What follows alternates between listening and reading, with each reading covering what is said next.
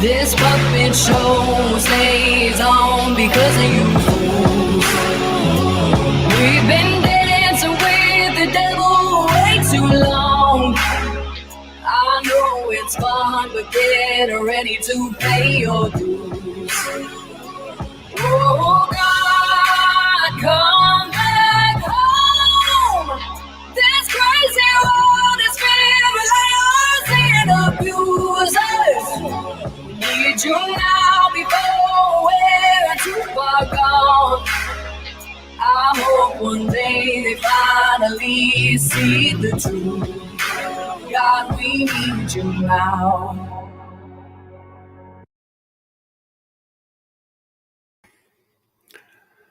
Hello, folks. Good to see you all.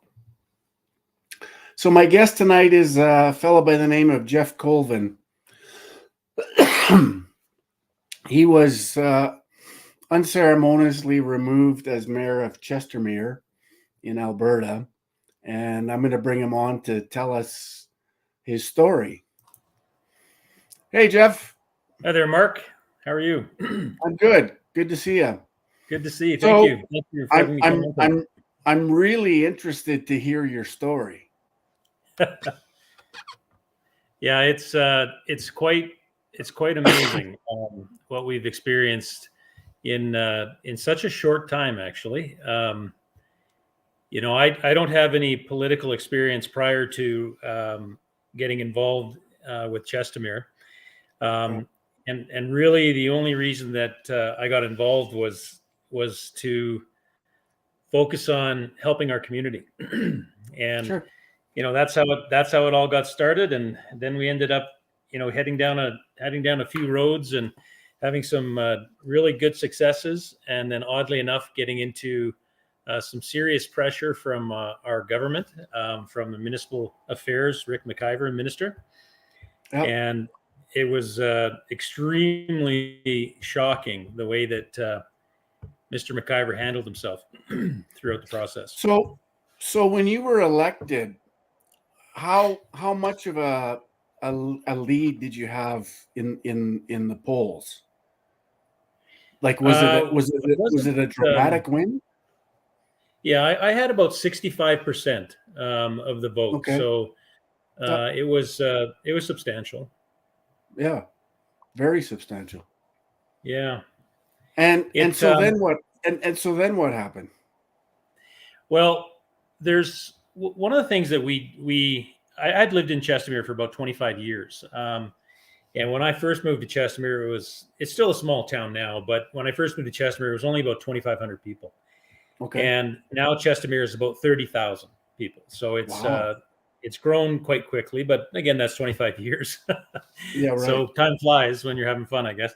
Though during that period, we just identified a lot of irregularities when we were citizens. And my background is in construction and water and sewer utilities, and development of residential and commercial buildings. And so it began to be very concerning, and our community experienced some real anomalies that really got everybody pretty worked up. And what those were is that our taxes tripled in about 3 years, Sure.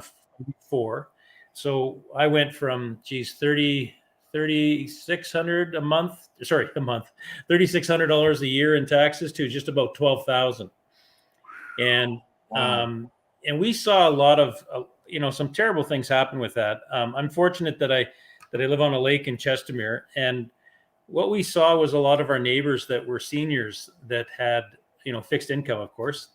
Sure. And how can you plan for something like that? And unfortunately, they had to move.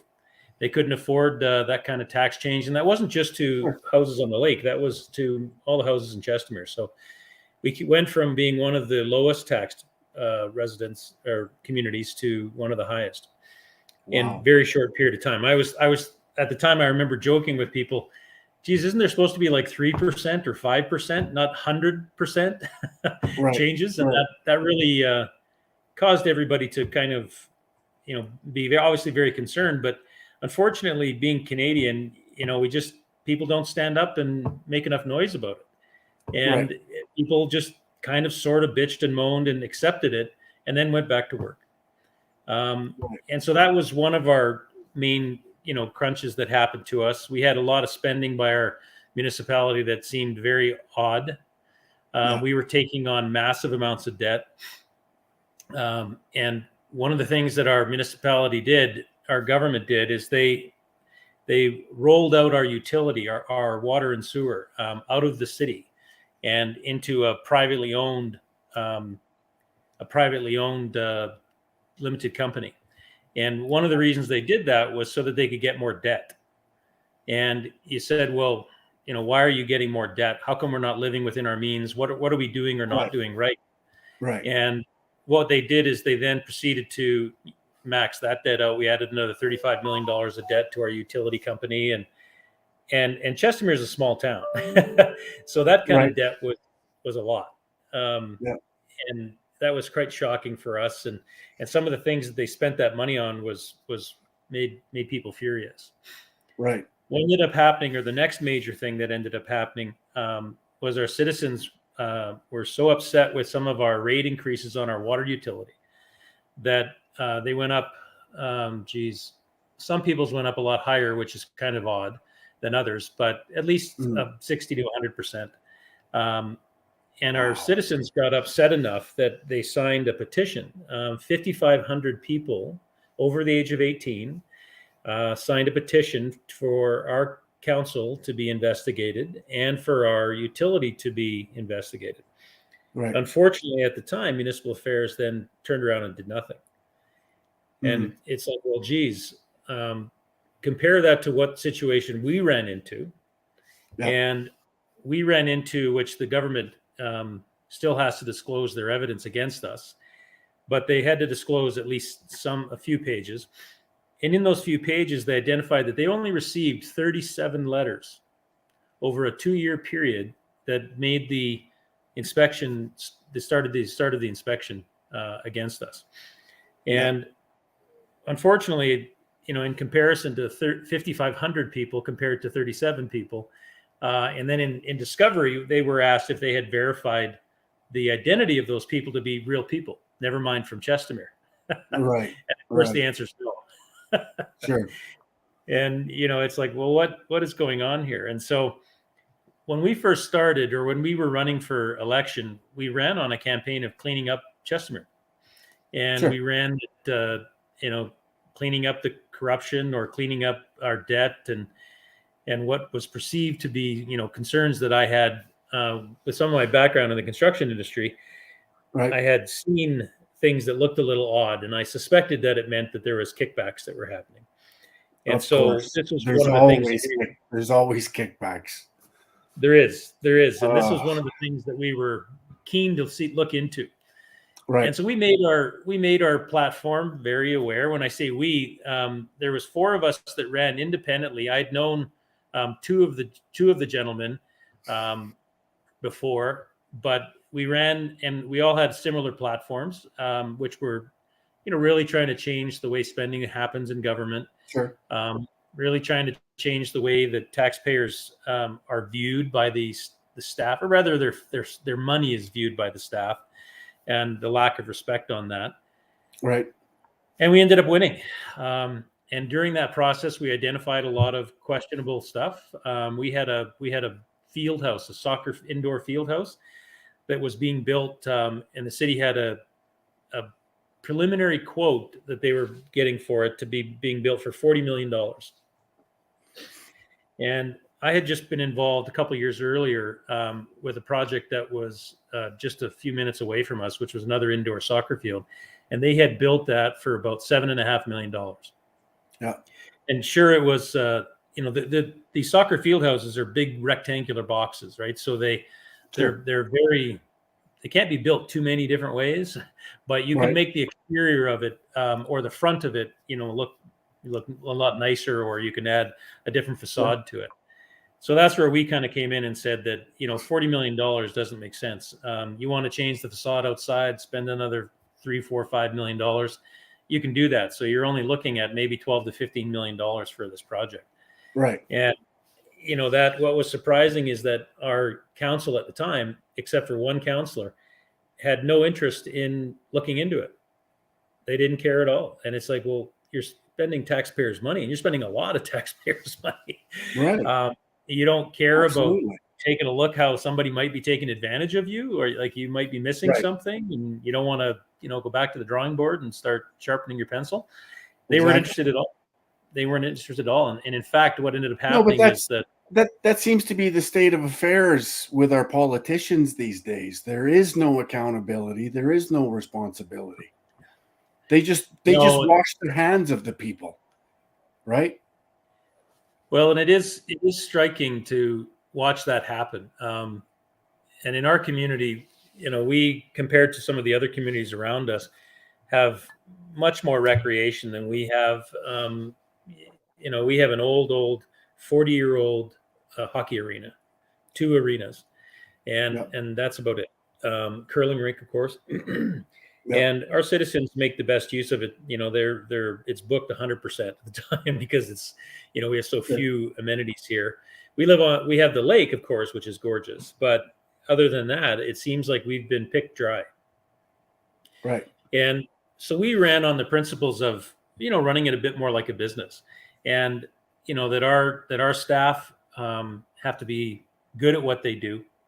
They've got to be able to perform, and at the same time, we've got a job to do and respect taxpayers' money as we go. 100%. Yeah. And it was surprising how much resistance we had on that topic. I can well imagine. By our staff. And so it was quite shocking.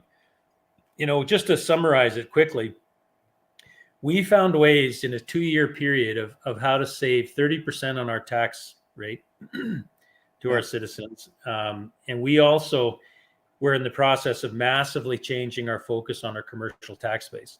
Unfortunately, our city only had about 4% of its tax base from commercial. So 96% of the taxes that we brought in were from our residences. Okay. So if there was ever any problem, our residences took it on the chin.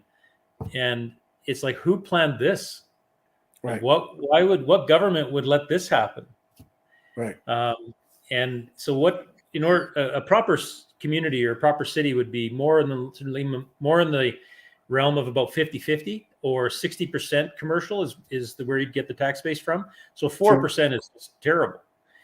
Yep. And so in our 2 years, we were negotiating or contracted about almost $4 billion worth of new commercial. And we were bringing that really to focus on for our citizens and some of the amenities that we were missing out on. And that translates to about $25 million of tax base a year. And so our residential portion was about $16 million. When we first got in, we were 21 million of residential, and never mind grants and whatnot that you get from the government, which is very much. But when we walked through the doors after being elected, we were told that we were broke as a city. Yeah. Which we had seen the financials ourselves, and we knew that. And we were told that we needed to raise taxes by 25%, add 4 million more to the tax base. And we said, okay, let's take a look at some of the financials first. Let's start looking into that. Sure. One of our counselors was a just freshly retired financial partner from a major company, and so he was a very, very smart fellow in regards to accounting and finance. Yep. And my background in business, we can understand financial statements, and we can read through these things and understand how to ask the right questions. What we found out very, very early on was that the staff did not like that. Right. The staff that at the time did not like us asking questions, did not like us not following exactly what they were recommending. And we said, listen, we're not trying to be oppositional. We're just simply trying to say, this isn't quite making sense here. Right. Some of these numbers they're just not making a lot of sense. And we'd like to, see a little bit more information. Our staff actually went to the extent of getting a legal opinion to try and block us from them having to give us any financial information at all. And fortunately, the legal opinion came back and said, there's no way in heck you can do that. But it was just shocking to us that the staff that are supposed to work for, from council's positions through Right. our CAO, but is so adamant against, what do you mean you're changing the focus? What do you mean you want us to be accountable? What do you mean that you want us to actually move? Well, of course we do. And I said to them, I said, listen, guys, I said, our taxpayers are like our owners of the company. Okay. Yes. So they are like own our city. All right. They are like shareholders to a corporation. So we work for them. Okay. Yes. We want to make sure that we're accomplishing what they want us to accomplish, and at a pace that they, within reason, that's possible. Right. And that differentiation is just something that they just don't look at it like that, and they don't seem to respect the taxpayer. And that was something that we were very adamant in changing, and that we needed to perform. And so with about 25% less staff, we had a number of staff that left after they realized we were questioning a bunch of numbers. Right. So we had some staff that didn't have the expertise, and so they were asked to leave. Yeah. And with 25% less staff, we doubled the performance of the city in the first year. We were very, very focused on the business growth, and getting the taxpayers what they wanted and what they were focusing on.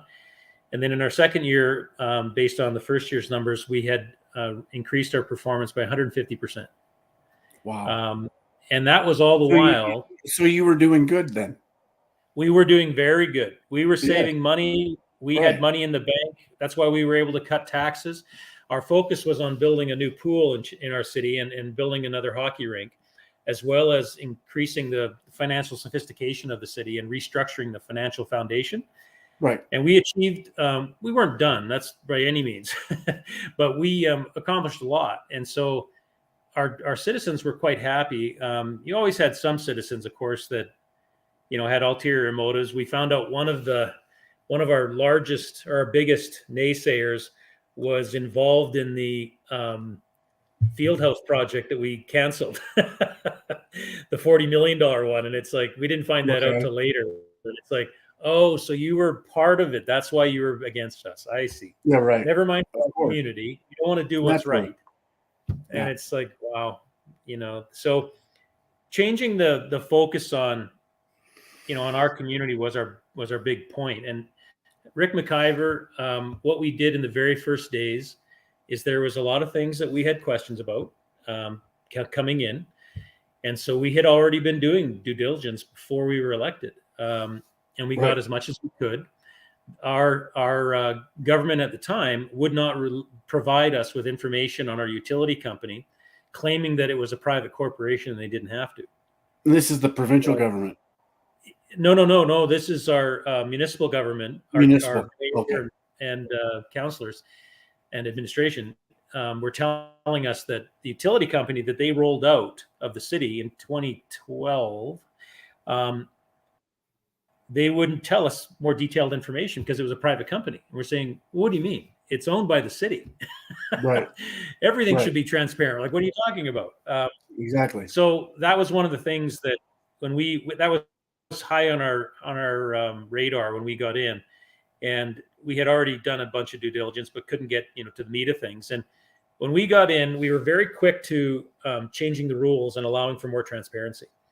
And so within that company that I was just mentioning, our utility company, it was called CUI at the time, which stand for Chestermere Utilities Incorporated.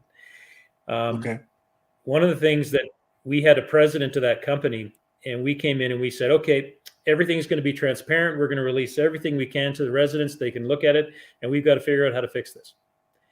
And he said, no. You can't do that.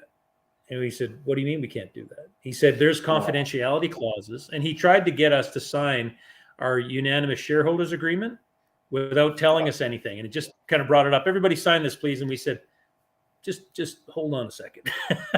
Can we read that document before you force us to sign something we haven't read?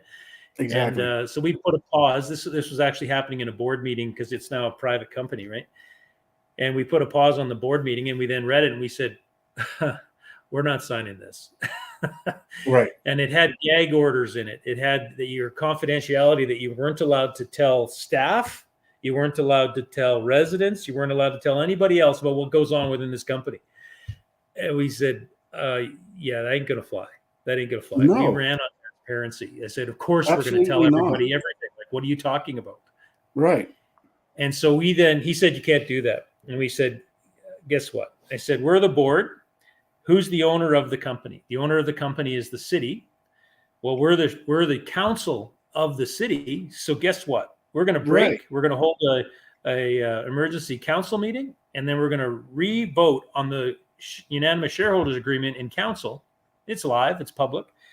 And we said, okay, we're canceling these terms. This clause, this clause, this clause, this clause. Now everything is going to be transparent. We went back into our board meeting, and we then claimed that within, I think it was 3 days, the CEO quit. And in his letter of resignation, he said, which I have on our website, he said, reminding us how he is indemnified from anything that had happened during his term. Oh boy. And we said, this is the city?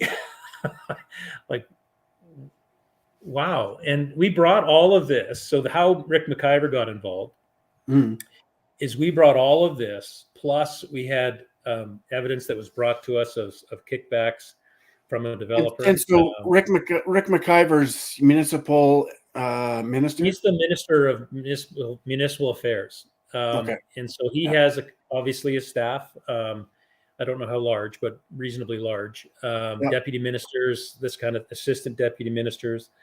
And they all do, basically his bidding.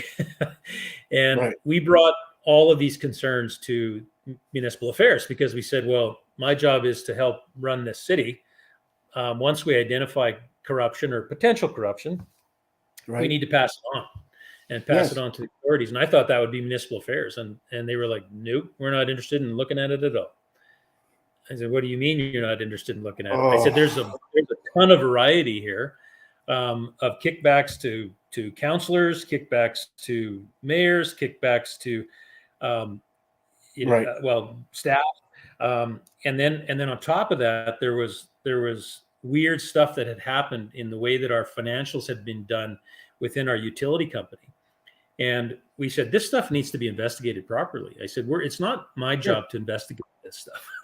And I'm definitely not the one who's supposed to adjudicate it. We need to have this stuff investigated properly. Well, municipal affairs wouldn't do it. And what ended up happening is then very, very, very quickly, right after that, the investigation or inspection was then started on us. And we were like, what? We just got in here. We've been in 2 months. What do you mean you're starting an investigation on us? Like, what have we not done right? Because you're focused on cleaning all of this up. That's right. That's right. When you're in council, the government doesn't like that, I guess. They didn't like us looking under the rocks and, not sweeping things under the rug. And it was very shocking because I naively thought that they actually would be happy that we're actually cleaning up a city and it's going to run better and hopefully not need as much taxes, hopefully not need as much grants. I mean, you should probably try and always get grants from the government. But I just thought that was the operandi of everybody, of all councils, that we should all try and, make sure things are spent efficiently, effective, of course, and with the expertise that you need. And that's your role as council. That's not at all. They're not interested in that in the least. No. And so it was shocking. And so we started realizing that there was a lot of connection here between stuff that we never knew. Rick McIver is the brother-in-law to our ex-mayor that had run. And he was the subject, our ex-mayor was the subject of some, I guess, possible wrongdoing. And so this needed to be looked into. And Rick McIver had massive conflicts of interest. And in our province, we have the Alberta Conflict of Interest Act, and it spells it out crystal clear, as it should. Right. And he should have recused himself. He should never have started anything. But at the same time, what were we being investigated for? We've been in there for 2 months. Right. It's not like we went and spent $40 million. We didn't have any major projects. We didn't have anything, we were cleaning things up. We had some of the things that we campaigned on getting rid of was like, we had a policy on, for the life of me, I can't remember the name of it. We had a policy that restricted freedom of speech, and that allowed the government to go after you for opposing them and for speaking out against them, speaking out against our municipality. And we said, what? Oh boy. That's incredible. You can't do that. So we in one of our first council meetings, we voted to get rid of it. Right. And it had been instituted by the previous administration right to us. And so it was a big shocker that Rick McIver started doing what he did. Yep. And we were seeing the writing on the wall that there was quite a few people involved in this little scheme that ended up happening through the months, I guess, and then ended up being a year. We were removed just a few days after 2 years after being in office. December 4th, we were removed 2023, and we were elected October 18th, 2021. Okay. And so we identified that there was some irregular activity by a few of our councillors. One was an incumbent councillor with the previous administration, and we identified some irregular activity that we had then done the proper process, filed a code of conduct. We noticed very early on that our code of conduct had a flaw in it, that it allowed me, the mayor, to adjudicate things.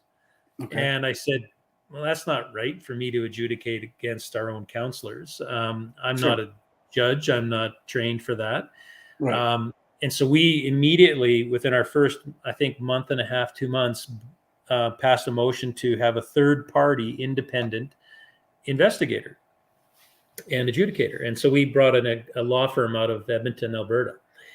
And so we had this investigation that we announced to the public, that we were going through these various things. And part of that investigation showed collusion between our RCMP and municipal affairs and some of these councillors. And within less than 20 hours, our minister, Rick McIver, put an order to install an administrator into our city and cancel that investigation.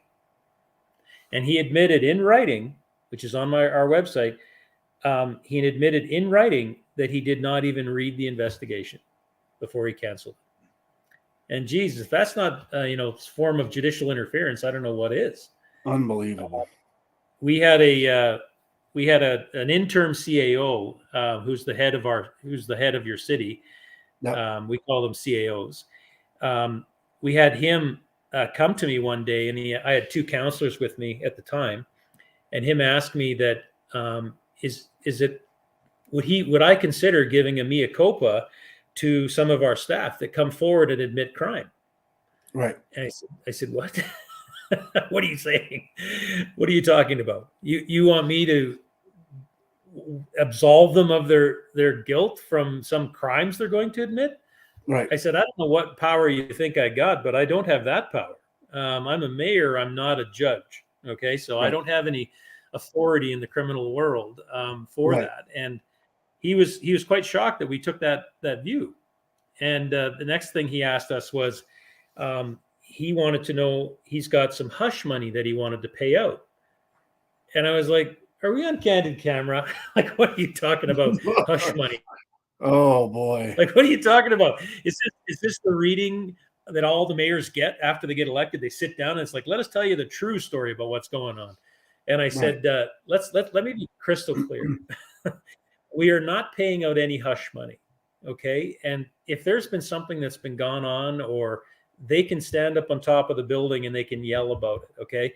We're here to clean things up. We're not here to become complicit and wipe things under the carpet. And he was visibly shocked that I was taking this stance, and same with our counselors. And it was like, is this rare for people to take this kind of a stance? Like, I couldn't believe that this was the attitude. So, as Mayor of Chestermere, you have a responsibility to the taxpayers to investigate these things.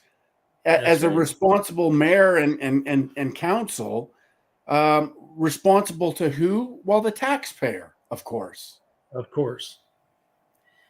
And so this was in our first month that this happened. And I had brought this forward to, of course, Minister McIver and Municipal Affairs, and they paid no heed to it. And I was like, are you going to think about it and you're going to get back to me? Like, how does this process work? You didn't give me that in the information sheets you gave me. Right.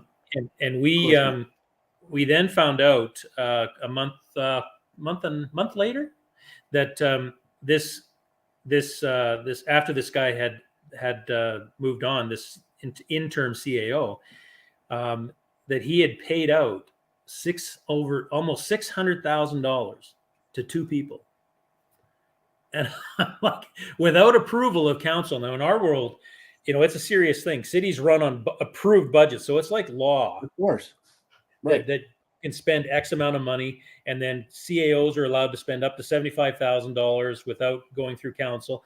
But over and above that, if it's not a budgeted expense or under $75,000, you have to get council's approval, which makes tons of sense.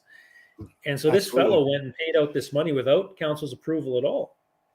And, it was just shocking. And we told Municipal Affairs about this. They were not concerned at all. And in fact, we had a lawsuit filed against these people, that the CAO and the people he gave it to. And when Rick McIver removed us December 4th, one of the first things they did was terminate that lawsuit.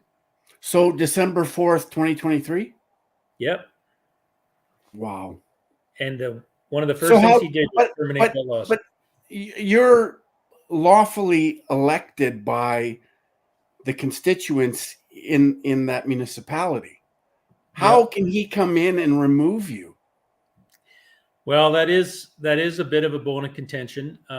Obviously, you think in Canada and Alberta that, voters' rights mean very serious things. Yes. And unfortunately, he's definitely abused that. The ministers, the MLAs and ministers in Alberta passed legislation 3 years ago now that is called the recall legislation, which allows them to recall an elected official. The bar is set pretty high. I believe it's approximately 40% of the voting population has to agree. In a petition that's sought very quickly, actually. I think it's a little too fast in my opinion, but anyways, I think it's 60 days. But that threshold is because they don't want it to be abused, the process, right? Well, what did Rick McIver do? We never had a petition started for us. We never had any recall legislation started. Nothing like that. And he comes in and just decides on his own that away he goes and he's going to do it. And one of the things that, that we found out, unfortunately, during the process and after, is this one rogue counselor of ours that had been doing things, behind everybody's back, had gotten legal advice from our city's lawyer November 8th. We were sworn in October 26th. So he was 12 days later. He got advice from our city's lawyer on how to proceed with removing us. And you're like, what? And there's more to the story. There's a whole bunch of story here, but we don't have the time for it. But unfortunately, that city's lawyer was also involved in some of this shenanigans. And so it was quite shocking. And then we found out that Minister McIver, on the same day, November 8th, had received the same legal opinion on how to remove a councillor and the steps to go through. And one of the points that the lawyer had given in his opinion is that they shouldn't. He said, it's such a serious thing that you're doing, don't do it. Right. But if you have to, absolute have to, okay. But here's the steps that you need to follow. And there needs to be an extremely high level of procedural fairness. And what that means is that the showing of evidence, the ability to be transparent has to be very high level. And that was the one thing that, guess what? We never got anything. We never saw liquid evidence when we were going through our inspection. We never saw anything that they were asking us about of any wrongdoing. And we're like, well, what are you here for? Like, we had found out that there was a lot of these fake allegations that had been made against us from some of our rogue counselors. And, they made stupid things like, the mayor sold a piece of land, and you're like, you mean the one that council approved to sell? Right. The motion that Exactly. you put forward Sure. and it was agreed to unanimously? You mean that piece of land?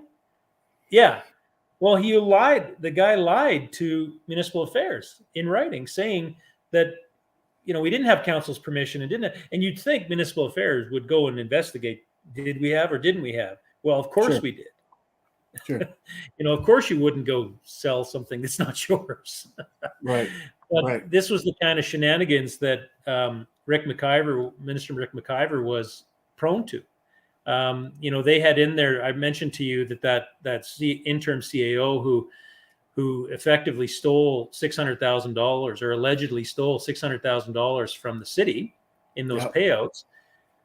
In the inspection documentation that Rick McIver orchestrated, they said that the mayor wrote the checks. And it's like, that's a pretty bold statement. I mean, that sounds very specific. That Right. sounds like that the mayor, which is myself. But there's no evidence of that.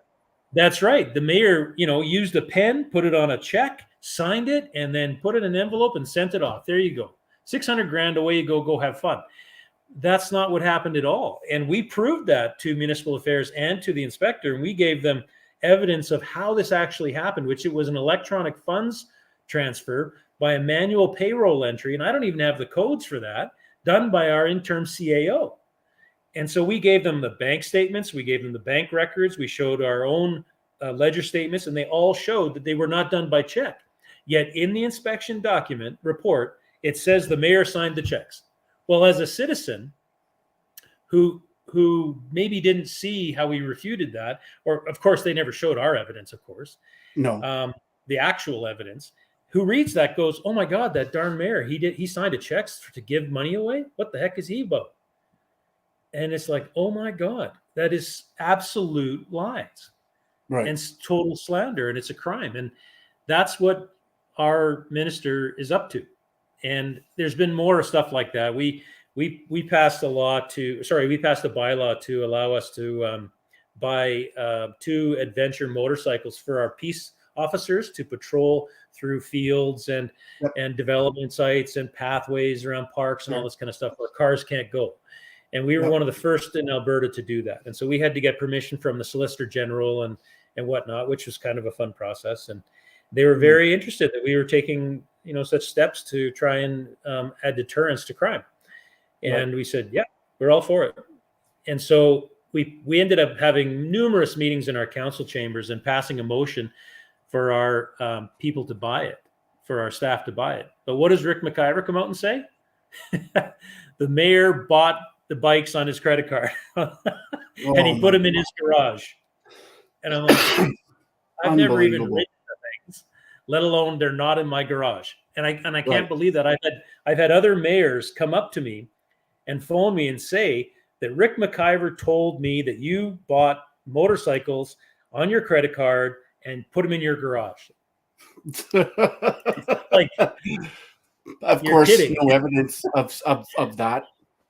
Well, and for $75,000, which is like a total false statement anyways, they were $18,000 each, and the city paid for them. And I'm like, well, my credit card had a limit of $5,000 a month. So did they give me a payment plan or something like that? Like, like that's like, what a bunch of nonsense.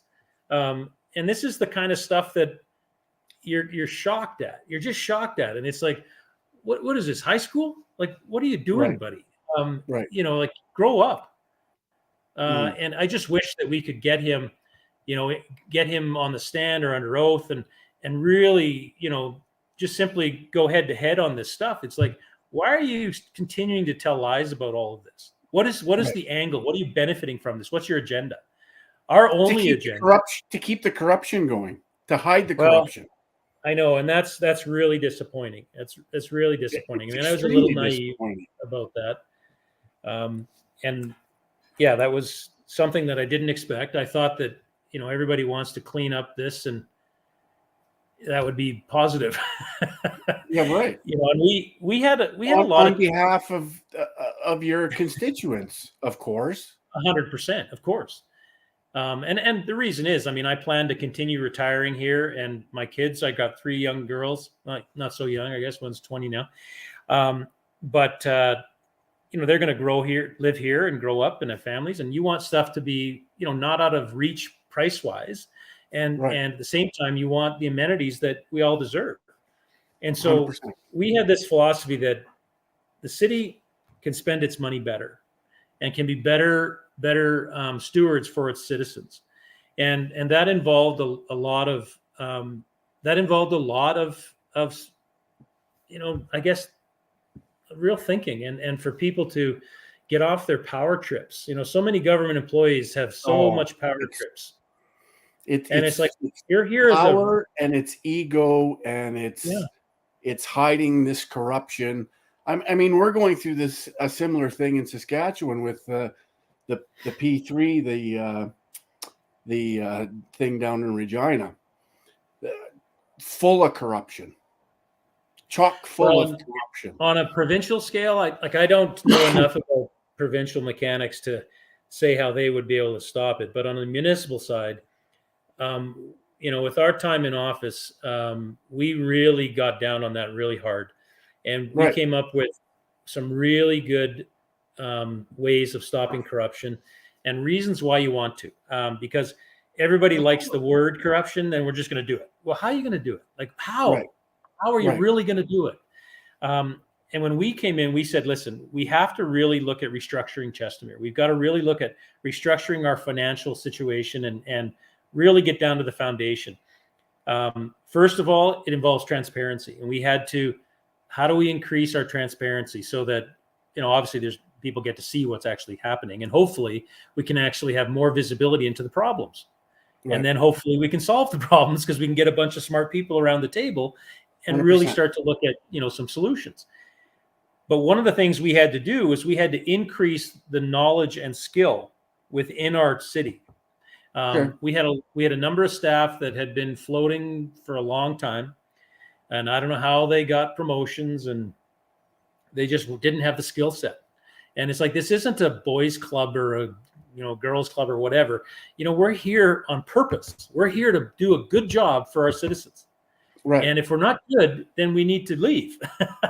And if we are doing a good job, then we're doing the right things. We're spending the money as they should. It doesn't mean necessarily, at least in the beginning, we thought, it doesn't mean necessarily taxes will go down, because we have to see, is there the ability to produce savings? Right. Is there the ability to be better with our money or not? I mean, it costs money to repair a road. Right. It costs money to fix pipelines, and then nothing's cheap these days. But are we part of the problem? Right. And that's where we started identifying that, do we have the experience to be effective and to be efficient? Are we actually trying to be efficient? And it's not just us saying the words.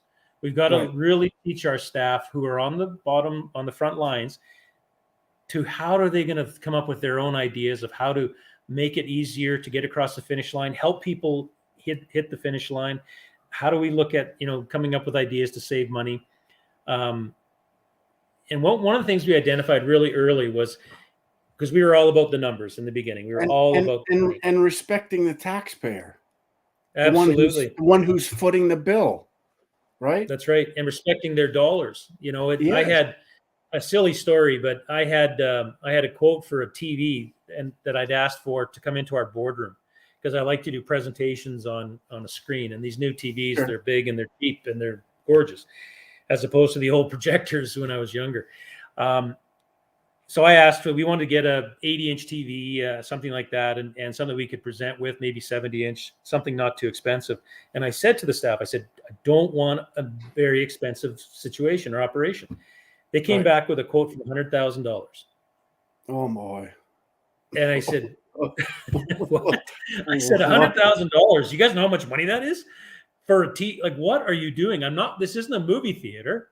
Right. We're here to do presentations to people and show what we want to be doing. And I mean, as long as it shows the pictures, that's all we care about. And I said, you know what? This is really frustrating. How about 5,000?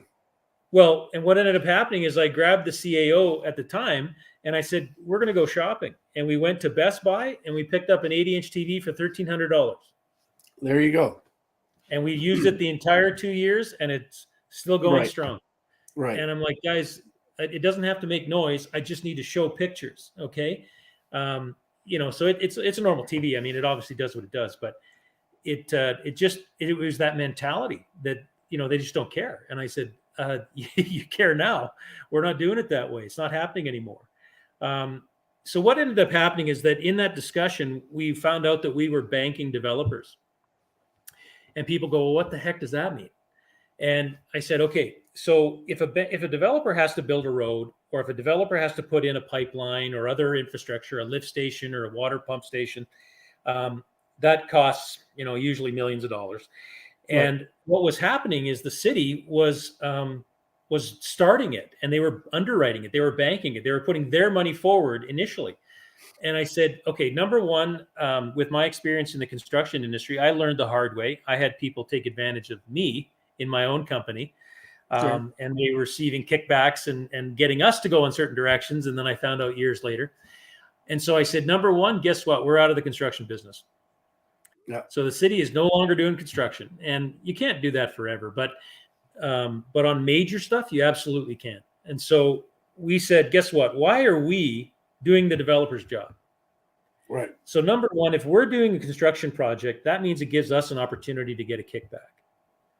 Because as soon as we have if we're paying the money and we have the decision at the same time, that gives an opportunity for a kickback. And I'm like, well, we're stopping corruption. So that's one of the methods we did. And I said, so if we're out of the construction business, who's in? Well, I said, well, whose money do you think should be paying for this? The developer's money. And so I said, listen, when I was developing, I never had any municipality write me a check. I can tell you that. And so we then went to the developers and we said, guess what, guys? We're not banking you anymore. You're paying for everything. Everything you need, touch, or affect, period. And they weren't too happy. And I said, unfortunately, I have more bad news. Our offsite levies, which is what we charge them for things, for infrastructure and other things, I said, it's not high enough. I said, you guys, I don't know what the heck's been going on here, but I said, we need to raise our offsite levies by 35%. And they were like, what? And I said, guys, you can check the numbers. I said, there's no shenanigans going on here. It's 35%. And that meant to one of our developers, $20 million. So he was not the happiest camper. And I said, you look at the numbers yourself. Is there anything wrong with what we're saying? But I said, I'll tell you this, though. My other part of my plan is that I want you involved in the design and the planning of the infrastructure, because I don't believe that we have the best expertise. Okay, we have enough expertise that can review what's going on, understand what's going on, make sure it's done at a high level of commercial quality. Okay, we can do that. But should we be the only ones designing? No. Our developers are using companies that have extreme bench strength. Right. And so that was a big deal. And so having that extreme bench strength allowed us to get better designs. And so that was really one of the things that we needed to do. And so we ended up in one of our first projects that we did. We ended up saving on a $17 million project, which was the stormwater going underneath a road we were twinning, which was a big deal for our small town. We saved $5 million. And our developers were the ones that were obviously paying less than. And so they were very happy with that. And so that started the process of how to stop the corruption. And so that was what was, what was really a big deal was really starting to get our developers on the right page to, doing something proper. And the problem is corruption costs. People talk about inflation. Absolutely, it does. That's right. And the inflation that happens is one reason is because of corruption. Is that the city of Calgary's offsite levies per hectare are about $700,000 to $750,000. Chestermere, they're about $300,000 to $330,000. So it's a massive difference. Part of that is not that Calgary's doing something wrong. It's that big cities never thought they were going to be as big as they are. And so they end up having a lot of expense because now they're changing, that whole road system because they're going to have, 50 times more traffic than it was ever designed for. And that's a tough pill to swallow, and it is what it is. So sometimes you want to jump away from that and start building, the new way of doing things rather than always trying to fix everything. And then other times you want to, fix things.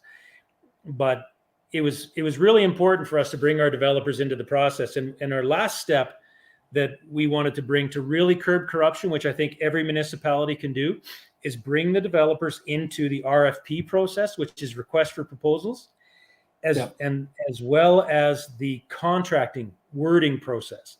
Sure. So that, because one of the ways that cities get taken advantage of massively by construction companies is on the wording of the contracts. So things are out of scope or in scope.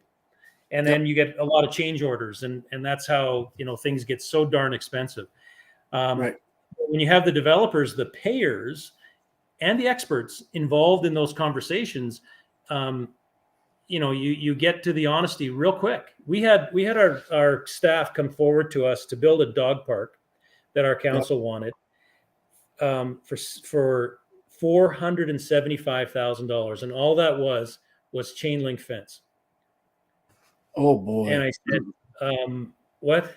I said, "I've built a lot of chain link fence in my past." And I said, "It's $19 to $20 a linear foot all day long. I don't care what's going on."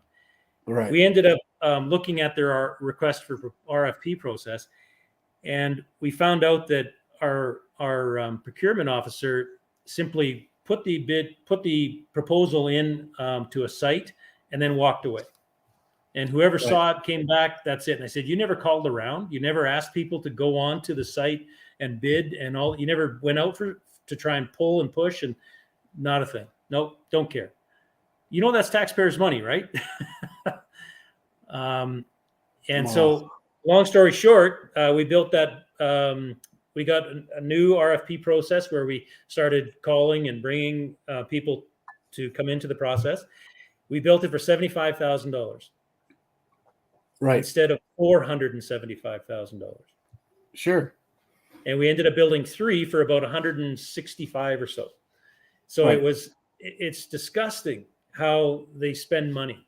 And again, surprising to all of zero accountability. Yeah. And it's surprising to all of that, Rick McIver felt that we should be removed and we should stop the investigations. And when we received a bunch of directives from Minister McIver that we succeeded in fulfilling. One of those directives was to bring in another third-party investigator, which we did, which was Myers Norris Penny Investigative Division. One of the things that they were tasked with in the very beginning was to investigate the conduct and collusion with the councillors and all the companies that they had been talking with, the RCMP and municipal affairs collusion. And you know what happened a week and a half later? As soon as we got at Myers Norris Penny the evidence, we were removed. And the investigation was canceled again. So you're no longer mayor of Chestermere. So long story 4th. short, we're not the mayor anymore. We're the former mayor now. I am the former mayor. And so we filed an injunction we filed a pre-injunction before it happened. The judge did not like us. He said it was too broad that to have a pre-injunction on something that hasn't happened yet and may never happen. And that going in that was, had a strong potential to happen. But what it let us know is it let us really kind of understand the way that municipal affairs was going to act. Right. And that gave us an advantage in that. We ended up filing an injunction that was just heard recently, and we ended up losing that, which we're in the process of appealing. And one of the main arguments of the judge was that we didn't demonstrate enough harm to ourselves. And we said, no, we didn't. What? You're right, because our focus was on the harm to defending ourselves. That's what our focus was on. And and it's just incredible what these guys are doing. They just released the budget, and they added $17 million to our capital budget, which is like, that was all the money we saved that was going to go towards a pool and a hockey and a part of the funding of a hockey rink. Right. And they ended up they're spending money on new. We have weed. What do you call them? Weed machines, like weed combines for our lake. So they drive around and they pick up weeds, and so they work very, very well. And so they ended up buying 2 more of these, and these are very expensive machines, but we didn't need 2 more of these things. You know, we might have needed 1, but we had scheduled that for, you know, another year forward. So who's the mayor that's been installed now? Well, this is part of the problem, is that Minister Rick McIver installed a single person, this administrator, as the entire council. Unelected. So, unelected. He's no history of Chestermere. He's never lived here. He doesn't know our issues. One of the first things he did was, of course, he stopped the lawsuit against the guys that stole $600,000. Right. He canceled the investigation into themselves. He also came forward and canceled every project that we had been working on, just to be vengeful or something. And it's like, you don't understand what you're doing. Like he does not have the background of being an engineer or developer or planner to make those kind of calls and understand the ramifications of what he's doing. And one of the things he did was he moved a stormwater pond project that we were building, a large one, from a swamp site that we were going to get for $1, because it was literally swampland, back to development land that now we can't sell, we can't get a long-term revenue stream from, and that we had put forward a new revenue stream of how the city can make more money alternatively. And so we ended up losing $36 million on that decision. They don't have a clue what they're doing, and they're doing this kind of stuff. And it's just shocking. So Jeff, I just met you this evening, and I can tell that you're a man of integrity. You're a man who has a responsibility to his constituents. This is mind-blowing. Completely mind-blowing. Well, it is. And at the end of the day, I guess what should we do? You know, I've asked myself, you know, my job here was not to come in and fight the provincial government. That was not what I was signing up for at all. I simply signed up for trying to help Chestermere potentially lower our taxes, which we did, potentially come up with new revenue streams, which we did, and how to possibly, if we could, save taxpayers money and do things more efficiently and on purpose. Sure. And we did. And in that process, we had developers come to us with kickback schemes that they had been aware of, not involved in, but aware of. They gave us, 2 feet of paperwork. We brought some of this corruption to the police. We brought some of this corruption to municipal affairs, rather. And all we found is that they weren't willing to look into anything. We had a previous administration that gave illegal mortgages to people on the lake in Chestermere. And under the MGA, you're not allowed to do that. Right. Period. Right. And so they ended up doing that. And unfortunately, what got our attention was they went after certain residents that couldn't afford it. So the city jumped into an argument between the lake owners and lakeside owners and the Western Irrigation District. And the city forced the resolution of it and said, if you don't buy the land, we're going to expropriate the land from you in front of your house to the lake. And you're like, wow. And some of this was expensive. Like it was anywhere from $15,000 to $200,000, depending on how much land you had. And it wasn't all equal. Like some of these things were zigzags. It's like, who developed this line? Were they, were they sleeping when they did it? Right. And so some of these things, and it's obvious, that's a big, tough pill to swallow just for the heck of it. Wake up on Monday, hey, here's a bill for $30,000. Oh, great. Let me check my jeans and see if I've got some spare cash. Right. Some residents could not afford it. Of course. And so the city came forward and didn't help the residents that couldn't afford it. So helped other people. And you're like, what Yes, is but going on? I'm curious how the people of Chestermere are responding to what's happened. Like, they elected you because they saw who you are and they wanted this person to run their town in the best possible way forward. And so you've since been removed. What is the public response to that? So, we find that a lot of people, in pretty much everywhere, they're apathetic. And Yeah. so we had a high voter turnout, but at the same time, we have a lot of people that don't know what's going on, haven't paid attention to what's going on, Right. um, and I remember when I was not in politics, I didn't either. I saw it, Sure. and then I turned around and went back to work. I was like, are my taxes going up? Okay, they're not great. I'm out of here. My kids are yelling at me. My wife wants something done. I got to go. And I was the same. I mean, it was frustrating. Sure, you like to complain about it, and then you're back to work.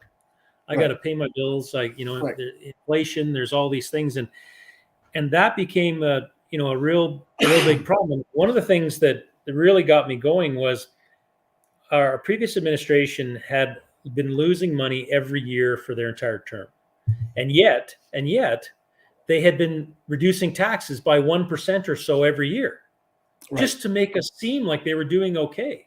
And in 2020, they actually lost $7 million in their operations budget, which is really hard to do. That's not your capital budget. It's not like your roads blew up or a pipeline blew up or a lift station blew up. That's not that's your capital budget. This is your operations. How could you lose $7 million in that term? In that year, we got a 2% tax reduction. So nobody even knew that it happened because you didn't pay attention. You were like, hey, my taxes aren't going up. I'm turning around and walking the other way. And so that's the thing. I do a lot of town halls throughout Saskatchewan, and I always say to the people, when was the last time your MLA or your MP has held a town hall meeting where you, the people, could ask them questions? And the response I get in most occasions is never. It's never happened. But then I put it back on the people, because it's your job to force these things to happen, right? Yeah. We have to re-engage in this process. It's a very challenging process, because I think that the residents get treated with apathy as well, by the government, by the municipality. Absolutely. And 100%. you're a nuisance to them. And I don't see it that way. I see it that our residents are our taxpayers, are our shareholders. We have a responsibility to them. Yes, absolutely. And in order to give them a proper return, they may not get a check from us at the end of the year, but their return is, clean streets, their garbage picked up, their snow plowed, their dollars spent effectively, respecting their dollars, and trying to listen to what it is that they want to have happen. Now, you always can have a challenging 100%. investor, a challenging shareholder, but that doesn't mean that changes your goal, because your goal is to be there for them. It's actually like we're part of a co-op. Yes. And so us as a co-op is a group of people have come together to have safety, and then to hire somebody to manage those things we want done. Pick up the garbage, clean the streets, hire the police to protect us. And, that's what we want to do, and do it at the best price you can do it for. Well, that's 100%. been lost. That's been lost. That whole concept of, we're working for them has been lost. And government is so darn inefficient. It's incredible. Yeah. The amount of money, like one of the things that I asked municipal affairs early on, and to be fair, this was actually our counselor that I had been working very closely with, Councillor Hanley, who is our finance expert. We had asked municipal affairs, why don't you standardize accounting between municipalities? Why is everybody doing their own thing? Right. Because they said it's impossible for us to compare ourselves with these guys, because they're not following the same rules and putting things in the same categories as everybody else. And you're like, that's ridiculous. I said, a counselor coming in who doesn't have, and why would you want to waste all your time actually having to recreate this?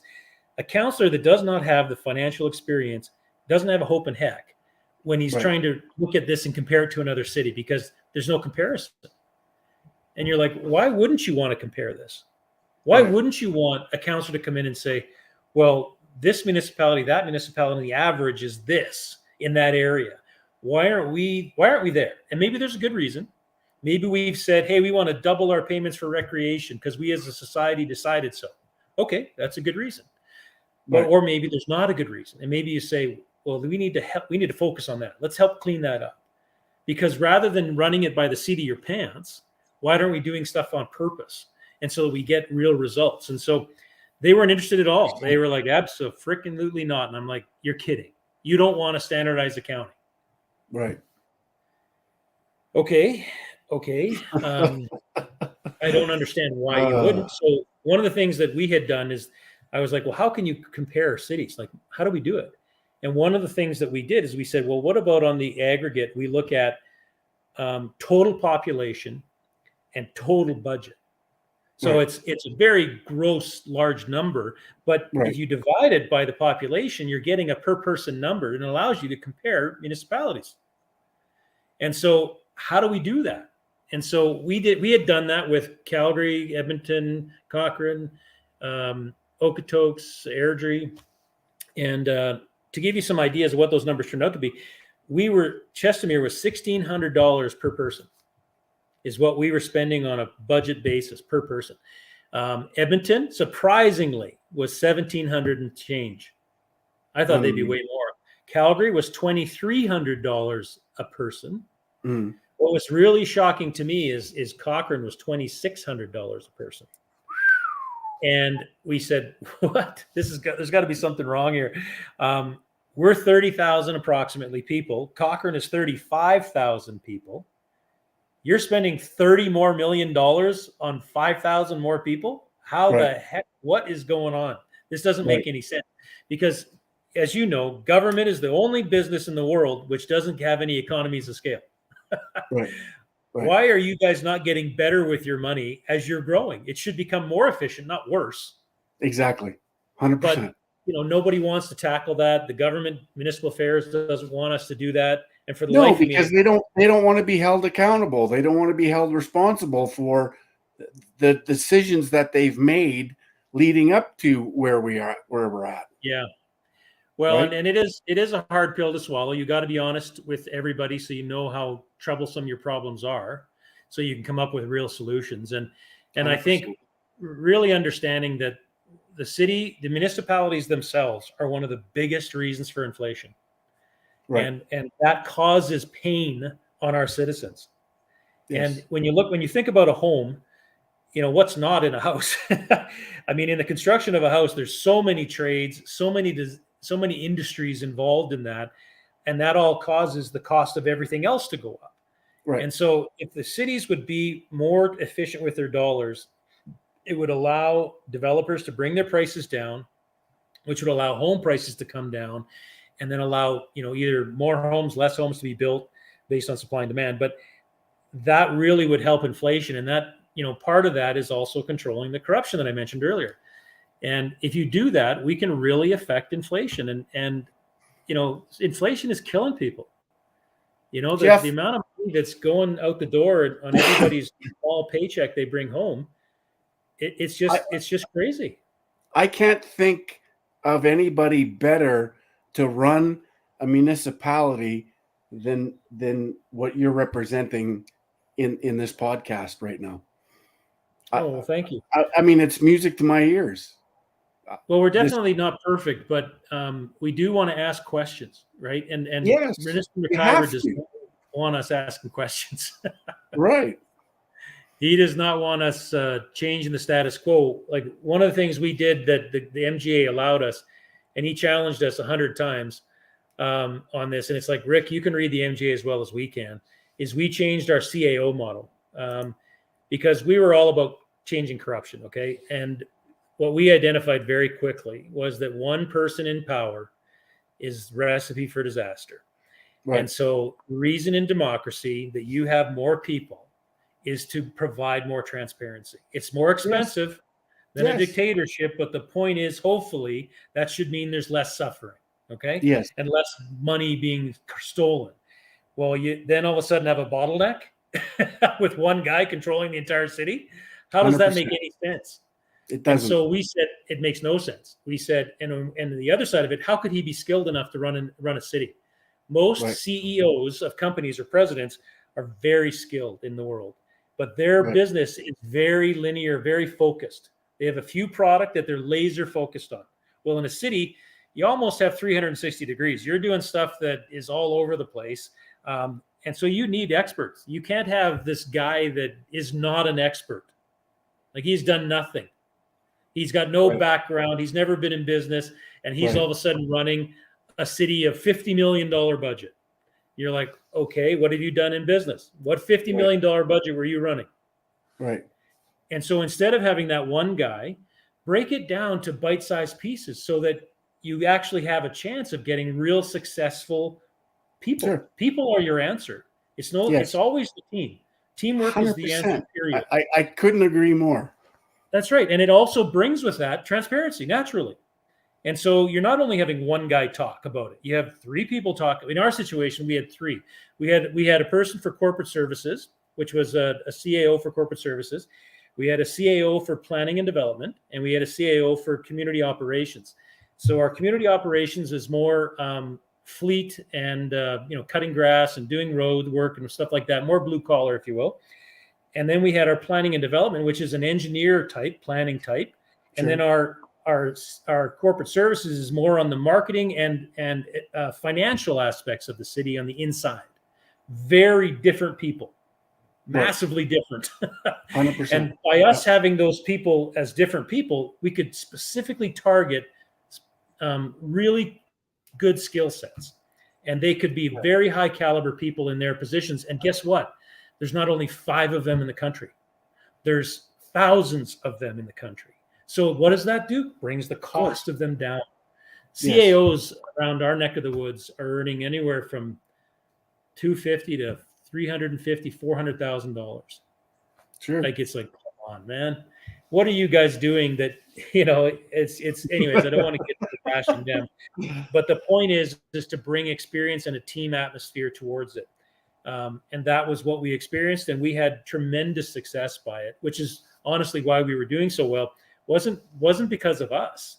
It was because of the people that were put in place and what they were doing. And they promoted people that had been looked over for, some for 10 years. And they had massive skill sets. And it was like, are you good at what you do? Why have you been not promoted in the past? Because the other people had their little clique group. They had their group that would do their bidding and whatnot. And it's like, what bidding? What are you talking about? Our goal is to accomplish. Are we building the road? Are we getting the RFP done? Are we getting the job done for the citizens? And that's our only goal. There's no other goal. Exactly.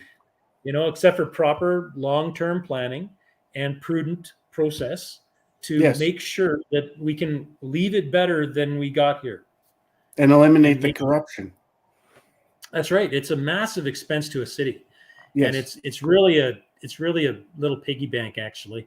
What they can do. I mean, we went on our tour when we first got in, and they were touring us around all of the infrastructure and plants and all this kind of stuff, lift stations and stuff. And it's neat. You get to look at all these pumps and all these plants, and you're like, oh, this is cool. And the tour guide, one of the workers, made the mistake of saying, yeah, and guess what? We replaced all of the pumps throughout the entire city. And I said, excuse me? These water pumps last like 30 years. Okay. Right. Some of these lift stations aren't 30 years old. Right. You replaced, and I didn't chastise him at all, but I just tried to get information from him because I was like, and I told the counselors after, I said, this is what this means and what he just said. Because that's your job. That's right. That's right. And somewhere in that scheme is a kickback because you don't replace all the. You never do. Yeah. These things almost last forever. Like I've been in the utility industry for, 30 years, 25 years now, 30, 25. And I've had pumps that are still running today that were bought 10 years before I got involved in it. And it's like, they are built very, very well, and they last a long time. Can something happen? Absolutely. Can they fail? Yep. But they normally do not. They normally do not. And so it was a real indication of what's going on, some shenanigans. And that's, and whether there's kickbacks involved or somebody's telling the council the wrong information to say, hey, everything needs to be fixed. And what council would have gone, hey, yeah, let's do it. Right. Aren't you going to ask questions? Right. Aren't you going to go, you sure? All of them? Like, that'd be like 100. All of them got to be fixed right now. So it's really important that the citizens elect qualified people to their council. And you need, 100%. I honestly feel that the councillors should be paid more, although at the same time, they don't necessarily need to be full-time. And depending on the size of your city, because you don't want them sitting there twiddling their thumbs coming up with bad ideas. But if the city's big enough, like, larger cities like Calgary, of course, maybe a little bit smaller, you could do full-time councillors, but you want quality people that have the experience.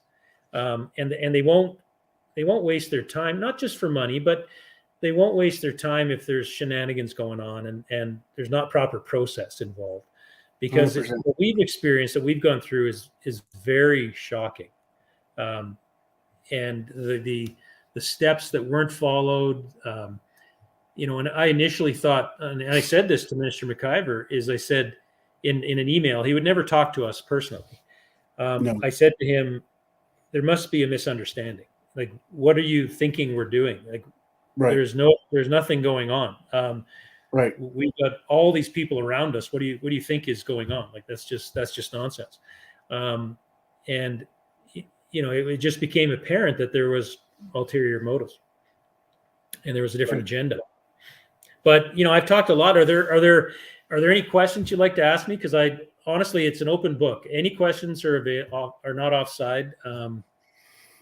We had one of the things that we were told in the very beginning, like with our CAO model, was that we cannot go around our CAO. Okay. And as much as in a company, that's similar. Okay. When you have vice presidents and other managers, you don't go around your vice presidents either. I mean, who's got the time? I mean, it's like you talk to your managers or your vice presidents, you talk to them all the time and you say, get this done, and you got deadlines, and you don't have the time to go down to the whatever and pitch in. Now, sometimes actually, if you can actually lend a hand, that's fine, but you definitely don't go usurping their authority. So in the CAO model, in the city model, we were told up front that the CAOs have to run the staff, and that was fine. And so the only person that we really talked to is the CAO. That was it. And so people find that Rick McIver tried to say stuff that, we were going around them, and now he's gotten off that track because we weren't. We were dealing with our CAO directly many times a day. And our council put forward initiatives very, very quickly, very early on, that allowed us to focus on 30 projects, and then how do we make these things happen? And they don't all happen at once, but it was to start the process and get it started and start to work through it. And they gave authority to the mayor and our council to do that with our CAO. And so people are always suggesting that, we were going around the CAO, and it's like, no, we weren't. And honestly, there's no reason why you'd want to. No, there's not enough time in a day to do that. And we want to hire expertise. So it's not a one-man show. It never is, and it never should be. You want to hire a team that you can work with, because you can get more done as a team. 100%. And it takes experience to learn that. You learn that the hard way, right? You think you can do it all. Well, good luck. You'll figure out you can't. So we had. So if there's some of the, I'm just trying to think of some of the hot topics that people ask about. We had, let's see, they had, one of them was Rick McIver's come out and indicated that, the mayor stole millions of dollars. He's telling people that the mayor stole millions of dollars. And that's kind of such a nonsense comment. It's like, how could the mayor do that? So the mayor's what? Is there $100 bills in the basement that I can grab suitcases full of money? I missed that.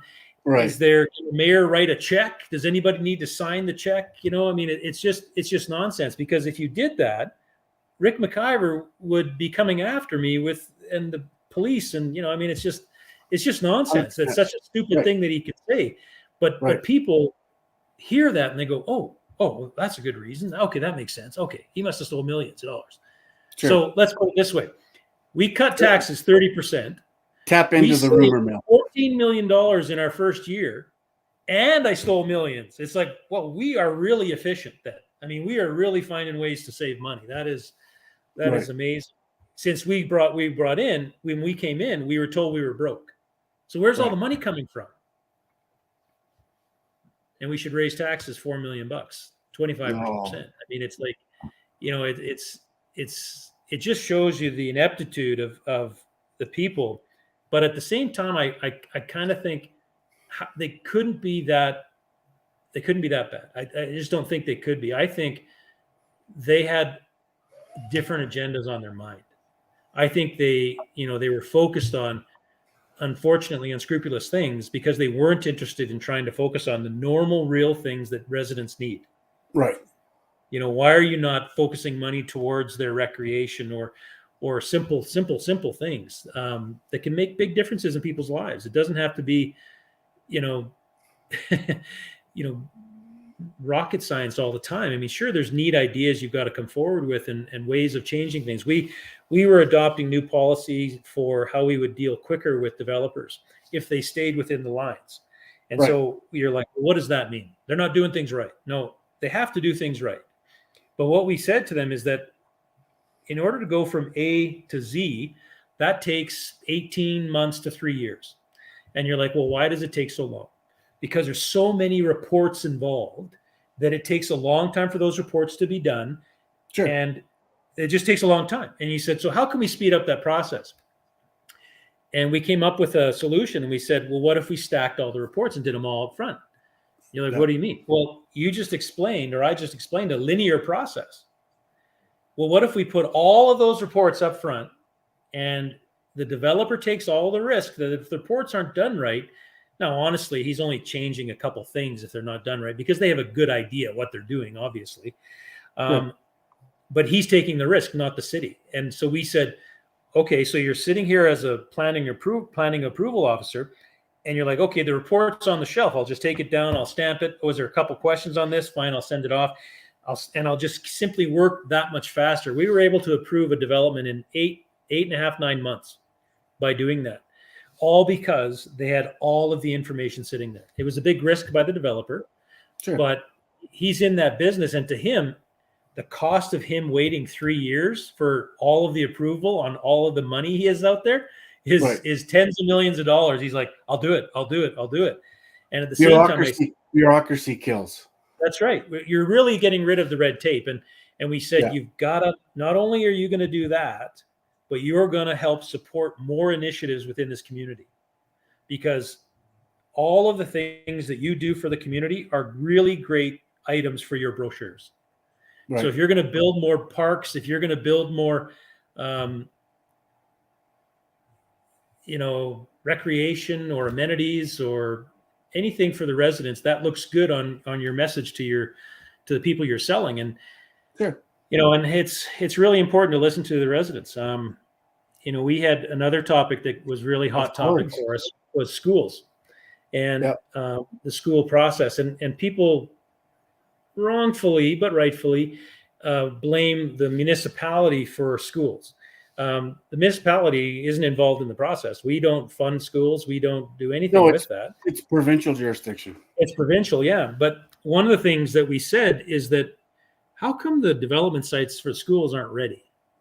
That's one conversation. It's like when I was developing, I got my school site out of there as fast as I could, because every conversation I had about that school site didn't make me any money. Right. So when I'm talking to the school board, when I'm talking to the government, when I'm talking to the municipality, I'm like, this conversation's killing me. I don't make any money on this land. Take it and go. It's yours. And so we asked the municipality if we could get it subdivided as early as possible. Right. And they agreed. And so it was, well, why wouldn't you want it that way? So that was one of the things that we changed with our developers. And it was tough because their development agreements didn't say they had to. Right. So on new development agreements, yeah, we forced them. We said, get too bad. You're doing it in the first phase. So in the negotiations, we said, listen, not only do we want you to do that, but we want to turn these development sites into green grass and parks, because we had 10 development sites, new schools in Chestermere.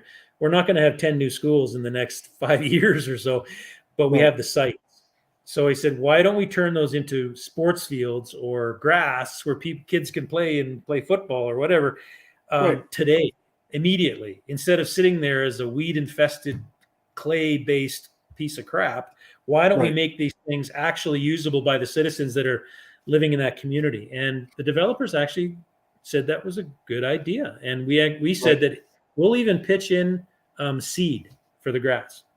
Because we ended up buying a whole bunch of seed one time and got a whole really good deal on it. So anyways, we had to get rid of some of that seed. So, but the plan made sense, and our developers started moving in that direction.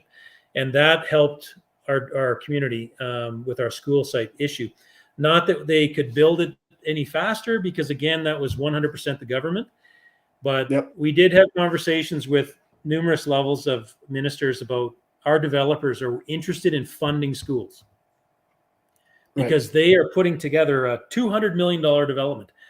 Why wouldn't they want to build a $30 million school that the government is going to pay for over time, when they can then say to their residents, hey, we got a school and it's under construction right now?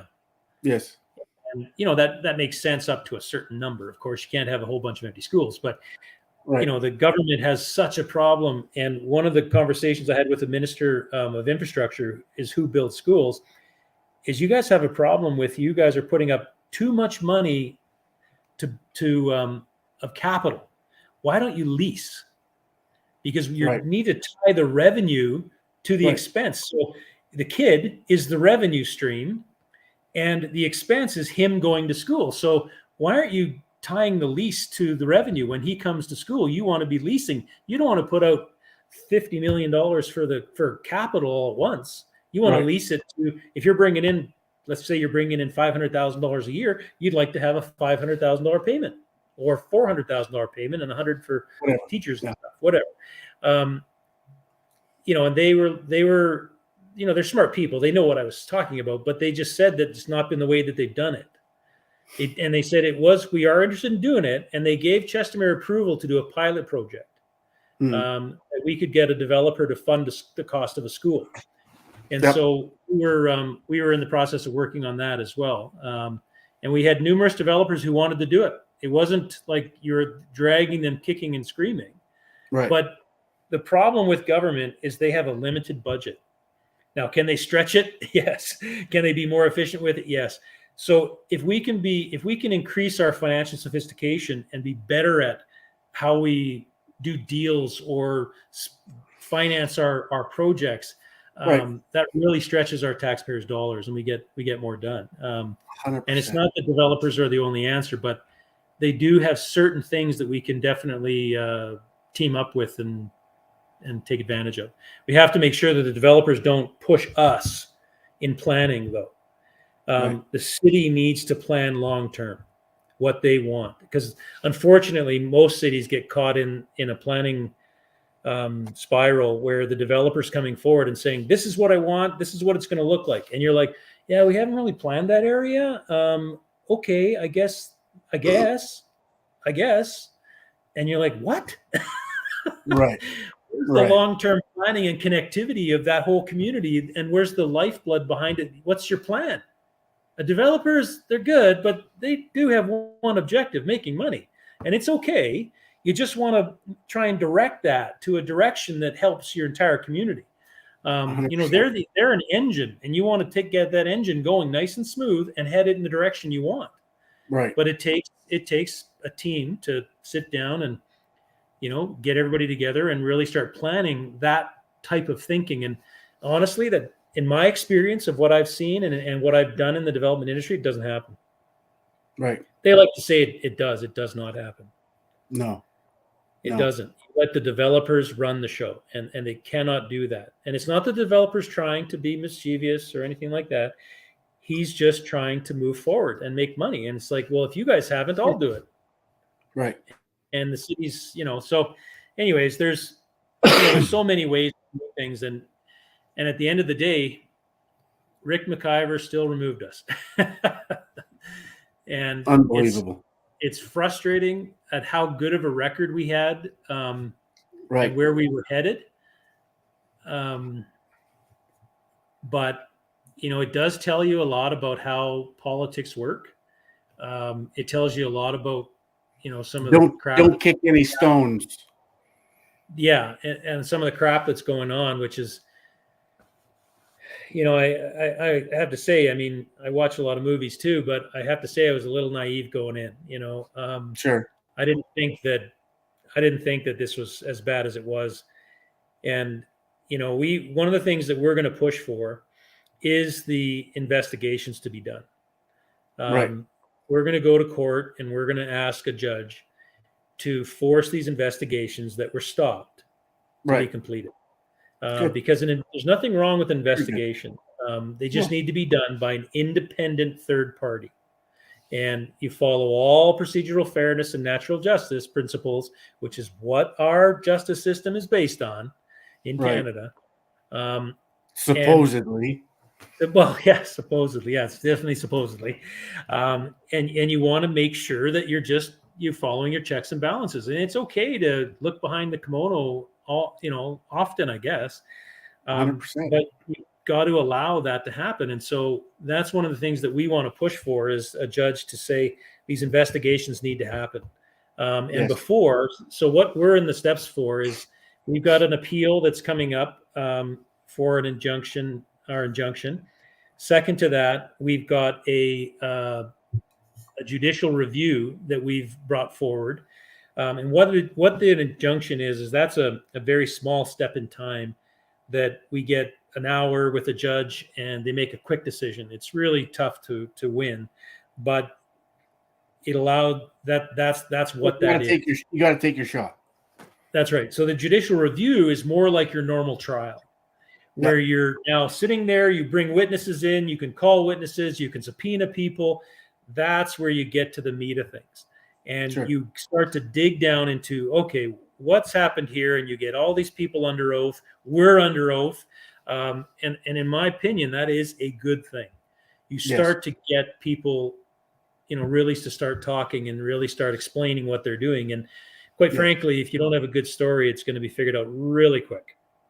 100%. So we're at about an hour and a half here, Jeff. I really appreciate you coming on and telling us your story. It's really important that people get engaged with their political system, because if they don't, there's no accountability, there's no responsibility. So I couldn't agree with you more in everything that you've said.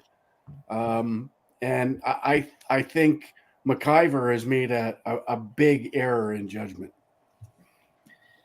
Yeah, we will run in, if there's a by-election, we will run in that. I'm sure it'll be good reading between now and then when Rick McIver tries to put out more slander about us.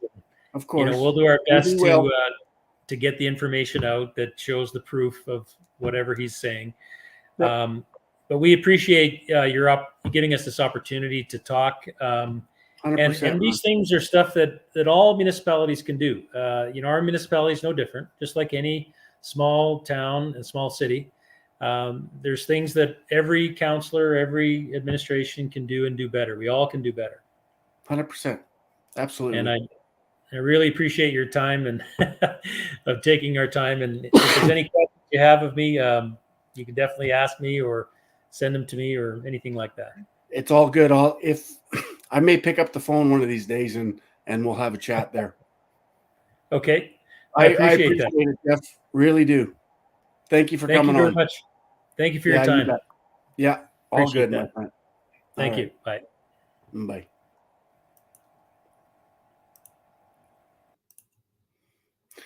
All right. So that was Jeff Colvin. he seems like a really smart, switched on guy who probably could have fixed what ails Chestermere. You know, he has the right approach. It's all about the taxpayers. They're the boss, not the politicians, not the dictators, not the tyrants. It's all about the taxpayers. And Jeff, you know, put that forward quite a few times. And so I really appreciate that. So thanks again, Jeff. So yeah, so that's going to be a wrap for tonight. I may bring Jeff back on at another occasion to chew the fat a little bit. Might happen.